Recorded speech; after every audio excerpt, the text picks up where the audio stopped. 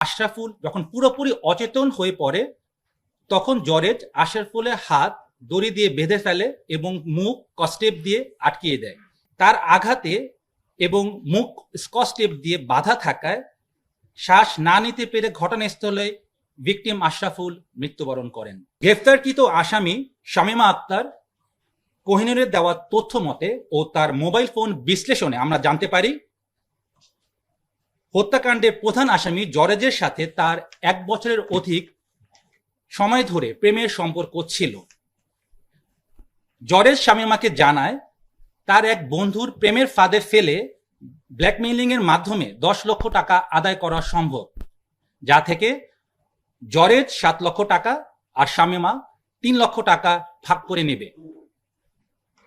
উক্ত পরিকল্পনা অনুযায়ী শামীমা ভিকটিম আশরাফুল ইসলামের সাথে 1 মাস পূর্ব হতেই মোবাইল ফোনে যোগাযোগ শুরু করে এবং তাকে তার প্রতি আকৃষ্ট করার চেষ্টা অব্যাহত রাখে। তারই ধারাবাহিকতায় মোবাইল ফোনে তাদের নিয়মিত অডিও এবং ভিডিও কল চলতে থাকে।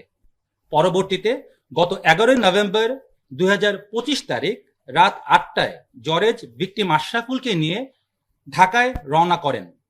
ঢাকায় আসার পর গত 12 নভেম্বর 2025 তারিখ জরেজ ও আশরাফুল শামীমার সাথে দেখা করে ঢাকা মহানগরীর শনির আকরার নূরপুর এলাকায় 5,500 টাকা দিয়ে একটি বাসা ভাড়া করে 3 জনই একত্রে ভাড়া বাসায় ওঠেন।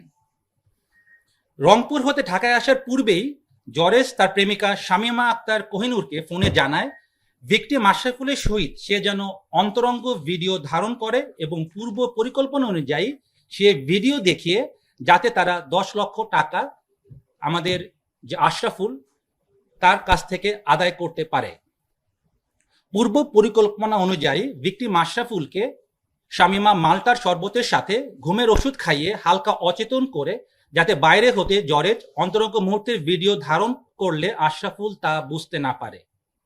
পরবর্তীতে যখন একান্ত সময় কাটায় তখন জরেজ বাইরে হতে ভিডিও ধারণ করে থাকে এবং উক্ত ভিডিও আপনাদের সামনে যে মোবাইল আমরা জব্দ করেছি তাতে আমরা পাই এবং ওই অশ্লীল ভিডিওগুলো ধারণ করে সে পরবর্তীতে ব্ল্যাকমেইলিং এর একটা চেষ্টা করে বলে আমরা বুঝতে পারি।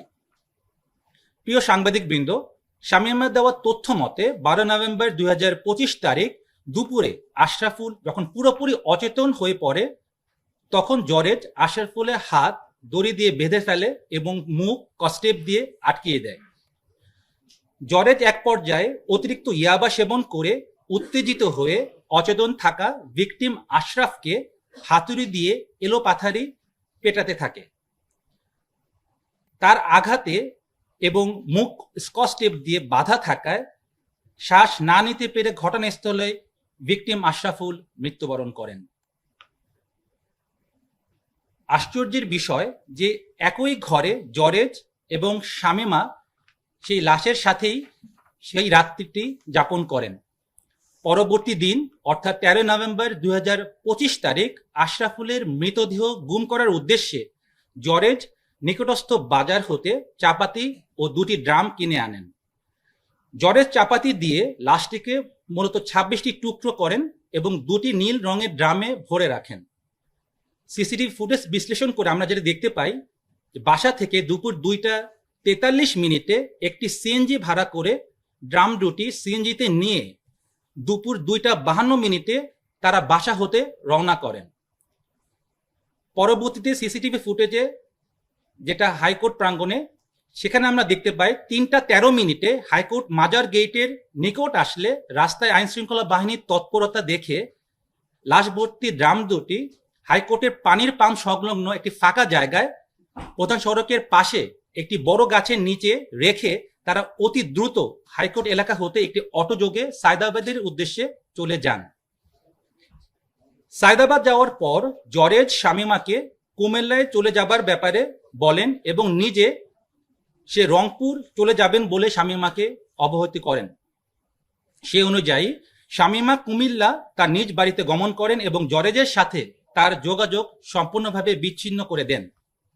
প্রিয় সাংবাদিক বৃন্দ, শামীমা দেওয়া তথ্য মতে ভিকটিমে আশরাফুলের রক্তমাখা সাদা রঙের পায়জামা পাঞ্জাবি সহ হত্যার কাজে ব্যবহৃত দড়ি, স্কচ টেপ, গোল গলা গেঞ্জি এবং একটি হাফ প্যান্ট একটি বস্তার ভিতর মুখ বাঁধা অবস্থায় শনির আক্রাস্থ নূরপুর এলাকা হতে র্যাব 3-এর একটি আবেদনিক দল উদ্ধার করতে সক্ষম হয়। এছাড়াও তার মোবাইল যেগুলো আমরা পেয়েছি তার থেকেও আমরা বিভিন্ন আলামত, আমরা যে ভিডিওগুলি সে ধারণ করেছে এবং নগ্ন ভিডিও এবং ছবি, সেগুলো আমরা উদ্ধার করতে সক্ষম হয়েছি।